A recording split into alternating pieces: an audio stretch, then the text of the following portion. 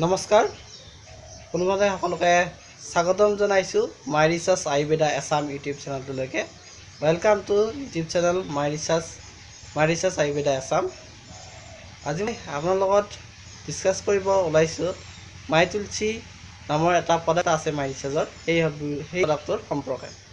আপোনালোকে সৰুতে যেতিয়া কাহ জ্বৰ হৈছিল তেতিয়া মোৰ লগত তুলসী নিশ্চয় খাইছিল, কিন্তু আজিকালি তুলসী পাবলৈ যথেষ্টখিনি টান হৈ পৰিছে বা কেতিয়াবা ভাল কোৱালিটিৰ তুলসী নাপায় খাবৰ কাৰণে। সেইকাৰণে মাই ৰিচাৰ্চ আয়ুৰ্বেদাই আগবঢ়াইছে মাই তুলসী নামৰ এই প্ৰডাক্টটো ওলাইছে।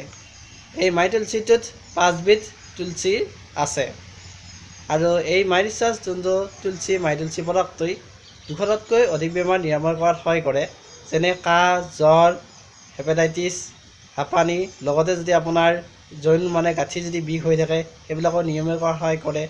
যদি আপোনাৰ ইমিউন ছিষ্টেম অৰ্থাৎ ৰোগ প্ৰতিৰোধ ক্ষমতাটো দুৰ্বল, সেইবিলাকো এইটোৱে নিৰাময় কৰাত সহায় কৰে। লগতে মহিলাসকলৰ কিছুমান ৰোগত মাই তুলসীটোৱে নিৰাময় কৰাত যথেষ্টখিনি সহায় কৰে বুলি ক'ব পাৰি। এতিয়া কথাটো এইটো ব্যৱহাৰ কেনেকৈ কৰিব।